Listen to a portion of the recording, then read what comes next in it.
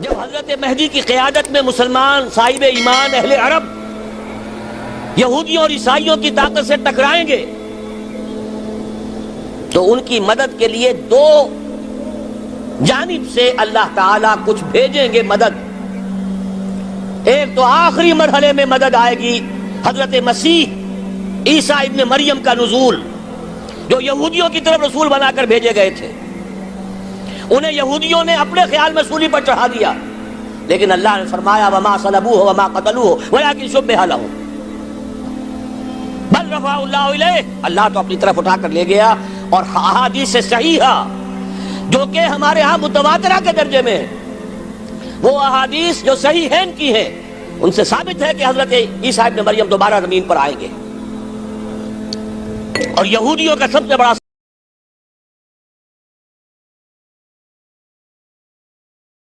السلام علیکم. ڈاکٹر سیار احمد کے مزید بیانات سننے کے لیے ہمارے چینل کو لائک اور سبسکرائب کریں. جزاک اللہ.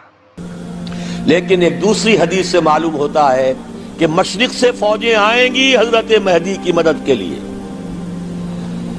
یخرجون ناس من المشرق یؤدون للمہدی یعنی سلطانہ. مشرق کی طرف سے فوجیں آئیں گی کہ جو مہدی کی حکومت کو مستحکم کریں گی. خراسان کا لفظ آتا ہے ایک دوسری حدیث میں. خراسان سے سیاہ عالم چلیں گے، انہیں کوئی نہیں روک سکے گا یہاں تک کہ وہ یروشلم میں جا کر رسم ہو جائیں گے. اور حضور کے زمانے میں اچھی طرح سمجھ لیجئے، ہند کسے کہتے تھے حضور کے زمانے میں؟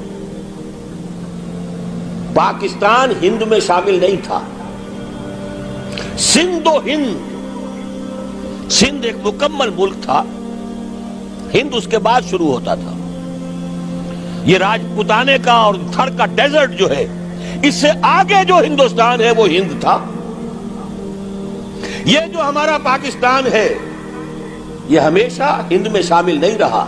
حضور کے زمانے میں بالخصوص سندھ و ہند، دریائے سندھ چلا آ رہا ہے.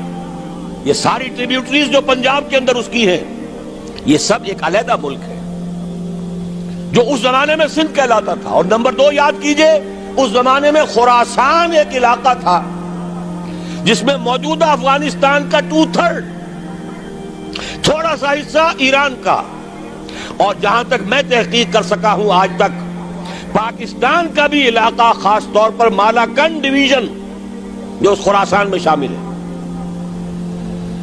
خراسان سے سیاہ عالم چلیں گے جو جا کر یروشلم میں نصب ہوں گے. یہاں بھی ایک نقطہ نوٹ کر لیجئے، پہلے بھی یروشلم ہم سے چھینا تھا. کس نے چھینا تھا؟ عیسائیوں نے، کروسیڈرز. واپس کون لیا؟ کس نے لیا؟ عربوں میں دم نہیں تھا، عرب عیاشیوں کی وجہ سے کھوکھلے ہو چکے تھے. واپس لینے والا صلاح الدین ایوبی، کرد خون. اب دوبارہ یروشلم لیا جا چکا. چھینا کن سے گیا؟ عربوں سے. عرب واپس لے سکتے ہیں؟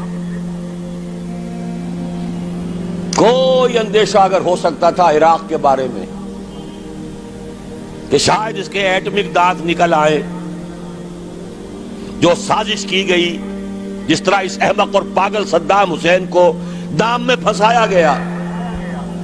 صدام 100 جال، دام کہتے ہیں جال کو، 100 دام اس میں جو پھنسا ہے تو اگلا پچھلا کھایا پیا سب اگلوا لیا.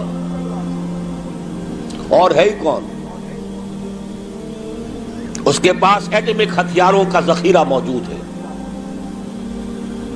اور کسی کے وہ ایٹمک دانت بھی نکلنے نہیں دے رہے. پاکستان کے اوپر کتنا دباؤ، اور ہمیں نہیں پتا کتنا کچھ دباؤ قبول کیا جا چکا. یہ تو سبھی مانتے ہیں. کیپ کر دیا گیا، روک دیا گیا، آگے تو نہیں بڑھ رہا، یہ تو سبھی مانتے ہیں. رول بیک بھی ہو گیا یا نہیں کچھ پتہ نہیں، لیکن کسی صورت یہ نہیں تسلیم کریں گے، قبول کریں گے کہ کسی مسلمان ملک کے پاس ایٹم بم آ جائے. یہودیوں کے پاس ذخیرہ موجود، سب جانتے ہیں۔ بہرحال یہ جان لیجئے اس علاقے سے امید ہوتی ہے سندھ اور خراسان۔ حالات بہت خراب ہیں ہمارے، اور حالات بہت خراب ہیں افغانستان کے بھی، لیکن حالات کے بدلتے اللہ تعالیٰ کی مشیت کے تحت دیر نہیں لگا کرتی۔ سیرت نبوی میں مجھے نظر آتا ہے سن 10 میں 10 نبوی ہجرت سے 3 سال پہلے، 2.5 سال پہلے، کہیں سے کوئی امید کی کرن نظر نہیں آتی تھی کہ عرب میں اسلامی حکومت قائم ہو جائے گی۔ 10 برس ہو چکے محمد الرسول اللہ کو دعوت دیتے ہوئے، اور ابھی تک بمشکل 125 آدمی ہے، اپنے بل پر اپنے طاقت پر مکے میں رہ بھی نہیں سکتے۔ کیسے ہو جائے گا؟ کہاں سے ہو جائے گا؟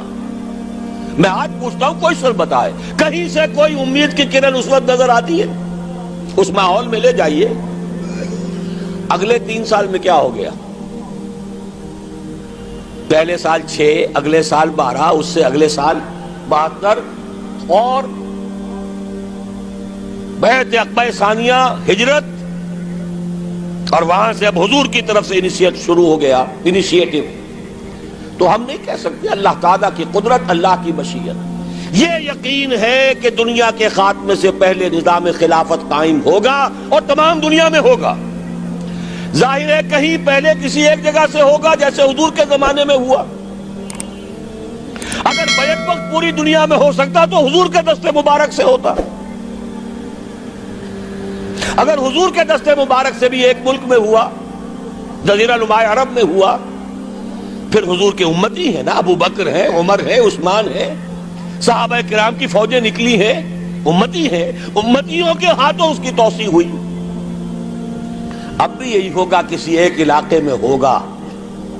میرا گمان ہے، میں یہ یقین سے نہیں کہہ سکتا، گمان بھی میرا ان احادیث کی روشنی میں ہے جو میں نے آپ کو بتا دی اور موجود ہے اس کتابچے کے اندر۔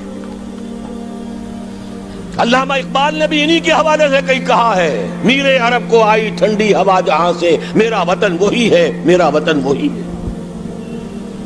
اس علاقے سے کچھ ہونے والا ہے اور ہوگا انشاءاللہ۔ میری زندگی میں نہ ہو، آپ کی زندگی میں نہ ہو، کوئی پرواہ نہیں۔ حضرت حمزہ تو شہید ہو گئے غزوہ احد میں۔ 5 سال کے بعد حضور مکے میں داخل ہوئے ہیں فاتح کی حیثیت سے۔ حضرت حمزہ کی نگاہوں نے، ان آنکھوں نے تو نہیں دیکھا، عالم ارواح میں اللہ نے کیا مشاہدہ کرایا ہوگا انہیں، وہ تو ہمیں معلوم نہیں۔ بعض صحابہ شہید کر دیے گئے مکے ہی میں۔ بہت بڑی کامیابی۔ اپنی جان لگا دیں، اپنے آپ کو کھپا دیں، اپنے آپ کو مٹا دیں۔ جس طرح روڑی کوٹ کر بنیادوں میں بھر دی جاتی ہے، ہماری ہڈیوں کا چورا بنا کر اور ہمارے خون کے اندر اسے گوندھ کر اگر وہاں ڈال دیا جائے، اس سے بڑی سعادت کوئی نہیں۔ اس پر تعمیر ہو خلافت علی منہاج النبوہ کی، ہم اس کی بنیاد کے اندر دفن ہو جائیں، یہی بہت بڑی سعادت ہے۔ لیکن یہ ہوگا، میں نے عرض کیا تھا کہ یقین ہے مجھے کہ ہوگا، اور ہر صاحب ایمان کو یقین ہونا چاہیے کہ ہوگا۔ باقی یہ کہ یہ آثار ہیں اور احادیث بھی ہیں، اور 400 برس کی تاریخ بھی بتاتی ہے کہ یہیں سے ہوگا۔ 1000 برس تک سارے مجددین امت عالم عرب میں پیدا ہوئے۔ 11ویں صدی کا مجدد اعظم شیخ احمد سرہندی کہاں دفن ہے؟ سرہند میں، ہندوستان میں۔ 12ویں صدی کا مجدد اعظم شاہ ولی اللہ دہلوی کہاں دفن ہے؟ دہلی میں۔ 13ویں صدی کا مجدد اعظم سید احمد بریلوی، ان کی تو قبر بھی معلوم نہیں، لیکن ان کا خون جذب ہوا دریائے کنہار میں، اور ان کے سینکڑوں ساتھیوں کی لاشیں اس بالا کوٹ کے مقام پر۔ 14ویں صدی کے مجدد اعظم شیخ الہند، لیکن ان کے ساتھ ساتھ اتنے اعظم رجال، علامہ اقبال جیسا مفکر، مولانا مودودی جیسا مصنف، مولانا الیاس جیسا مبلغ، کہیں اور ہمیں دکھا دیجئے آپ۔ میں کل کہیں عرض کر رہا تھا، دیکھیے پہلے جو ہے 1000 برس تک ہر خیر ہندوستان میں باہر سے آ رہا تھا. معین الدین اجمیری باہر سے آ رہے ہیں، شیخ علی حجویری باہر سے آ رہے ہیں، سندھ میں جتنے اولیاء دفن ہیں سب کے سب باہر سے، ایران سے چلے آ رہے ہیں. لیکن جیسے ہی 11ویں صدی شروع ہوئی ریورس ہو گیا آرڈر. اب سلسلہ مجددیہ نقش بندیہ اب ہندوستان سے نکل کر پھیل رہا ہے. پورا افغانستان، پورا ترکستان، تمام یہ ترک ریاستیں جو آزاد ہوئی ہیں ابھی USSR کے خاتمے کے بعد، یہاں تک کہ سائپرس، جزیرہ قبرص، پورا ترکی جو اب بھی ہے موجودہ ترکی، سلسلہ مجددیہ نقش بندیہ کہاں سے چلا؟ ہندوستان سے پھیل گیا پورے عالم اسلام. مفکر، علماء دین اور تمام علوم دینی کا مجدد شاہ ولی اللہ دہلوی، خالص ترین جہاد فی سبیل اللہ دور صحابہ کے بعد جماعت مجاہدین جام شہادت نوش کیا، سینکڑوں ہمارے مجاہدین. پھر 14ویں صدی میں اقبال جیسا مفکر، مودودی جیسا، دوبارہ دوہرا رہا ہوں، مصنف، مولانا الیاس جیسا مبلغ مجھے تو کہیں نظر نہیں آتا. تمام مسلمان ممالک آزاد ہوئے، کہیں اسلام کا نام نہیں لگا. نہ سیوکارنوں نے نعرہ لگایا، نہ کہیں کسی اور نے نعرہ لگایا. عربوں نے بھی عرب نیشنلزم کا نعرہ لگایا، اسلام کا نعرہ نہیں. تحریک پاکستان میں نعرہ لگا، پاکستان کا مطلب کیا؟ لا الہ الا اللہ. السلام علیکم، ڈاکٹر اسرار احمد کے بیانات سننے کے لیے ہمارے چینل کو لائک اور سبسکرائب کریں. جزاک اللہ.